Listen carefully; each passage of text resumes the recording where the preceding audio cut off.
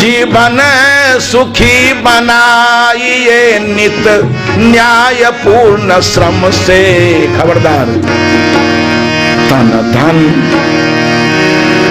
सावधानी, तन धन किसी का देख के ललचाया न कीजिए। तन धन किसी का देख के, देखिए एक दोष आता है ना, अनेक उपद्रव पैदा करता है। एक लोभ है, इसलिए हमारे नीतिविद ने कहा है लोभा पापस्य कारणम।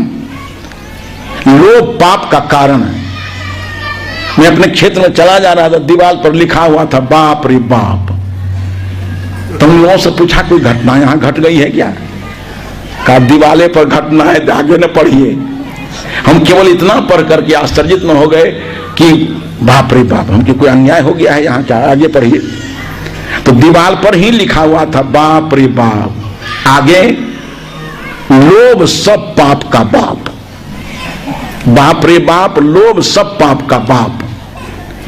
एक लोभ हमारे जीवन में आ जाए, उसके दो दुष्परिणाम हमारे जीवन में आते हैं, ध्यान दीजिए। लोभ आएगा तो आर्थिक लोभ आएगा, दूसरे के धन पर कुदृष्टि। और वही लोभ आया चारित्रिक लोभ बन करके तो दूसरे की मां बहन बेटी पर कुदृष्टि। आर्थिक लोभ और चारित्रिक लोभ ये बड़े भयंकर दुष्परिणाम हमारे जीवन में लाने वाले हैं। इसे बड़े संभल करके जीवन सुखी बनाइए नित न्याय पूर्ण श्रम से। जीवन सुखी बनाइए नित न्याय पूर्ण श्रम से। तन धन किसी का देख के ललचाया न कीजिए। तन धन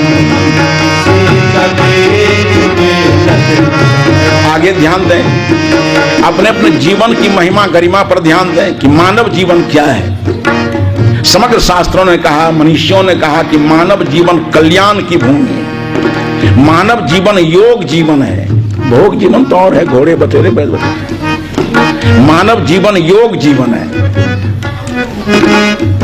मानव जीवन सर्व कल्याण की भूमिका है। इसे गोस्वामी तुलसी ने कहा कि नरतन पाए विषय मन देही पलट सुधाते सठ विसले ही। नरतन पाए विषय मन देही। मानव जीवन विषय भोग के लिए नहीं है, मानव योग के लिए है, साधना के लिए है, कल्याण के लिए है।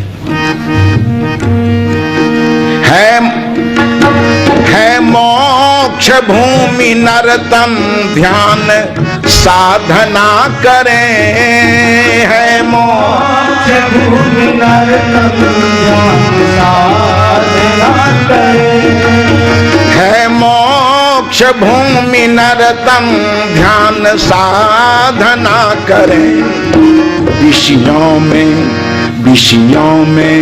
फंस के जीवन गवाया न कीजिए। विषयों में फंस के जीवन गवाया न कीजिए। अश्लील ग्रंथ गाना, गाया न कीजिए। भूल में गाया न कीजिए।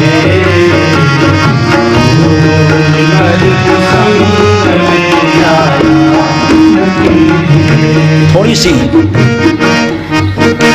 दार्शनिक झलक इस भजन के बीच की पंक्तियों में। दुनिया के अधिकांश दार्शनिकों ने, यहाँ तो जरा द्वैतवाद यहाँ है, चेतना द्वैतवाद यहाँ है, एकात्मवाद यहाँ है, अनेकात्मवाद यहाँ है। अधिकांश प्रज्ञावान विद्वानों ने इस संसार को अनादि अनंत का, खास करके सांख्य दर्शन के प्रणेता महर्षि कपिल ने कहा कि प्रकृतिम पुरुषं चैव विध्यनादि हुआपि। ये प्रकृति पुरुषात्मक जगत अनादि अनंत और सृजित है, इसलिए कि प्रकृति अपने गुणधर्म से अलग है, पुरुष अपने गुणधर्म से अलग है। न प्रकृति का कारण पुरुष बन सकता है, न पुरुष का कारण प्रकृति बन सकती है। अब वही सिद्धांत सदगुरु कबीर का पारक सिद्धांत है जड़ चेतन दो वस्तु है अति प्रसिद्ध जग माय, इनके पारख परख बिना झगड़ा छूटत ना है, बंधन छूटत ना है। अब दार्शनिक पचरा है और तमाम दुनिया के दार्शनिकों को लाऊं तो सबके साथ सबका मतभेद है। तत्समीक्षा में यूनानी दर्शन के जनक माने जाते हैं मिस्टर थेल्स, और उन्हीं के शिष्य हैं एनेक्समेंडर, एनेक्समेनीज। तीनों गुरु चेला मतैक्य नहीं है। दर्शन जगत में बहुत झंझट। इन अधिकांश लोगों ने इसको अनादि अनंत कहा है, जड़ चेतन की भिन्नता मानी है। उस पर थोड़ा ध्यान दीजिए। जड़ चेतन जग अनादि दो नित्य तत्व हैं। जड़ चेतन जग अनादि दो नित्य तत्व हैं। जड़ चेतन जग अनादि दो नित्य तत्व हैं। ये आदि अंत सिरजित बताया न कीजिए।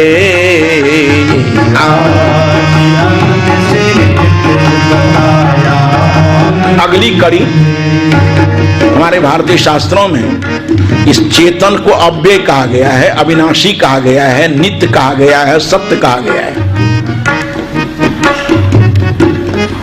कहीं कहीं लोगों ने इसको अंश माना है और उस अंश के प्रकरण को आदमी ठीक ढंग से समझता नहीं है। तुलसीदास जी की एक चौपाई लेकर के कि ईश्वर अंश जीव अविनाशी अचेतन अमल सहज सुखराशि, एक चौपाई को लेकर के आदमी कपार खपाते रहता है एकदम, और उसकी पहली चौपाई को नहीं देखता है कि सुनहु तात यह अकथ कहानी, समझत बने न जात बखानी। ये अकथ कथा है, ईश्वर अंश जीव अविनाशी। कैसी भेद हुआ, सो माया बस भयो गोसाई। ये भेदवाद, ये अंशांश भेद अज्ञान बस आया है, इसलिए अंत में फिर नहीं रह जाता है। सोहम अस्मित वृत्ते खंडा दीप से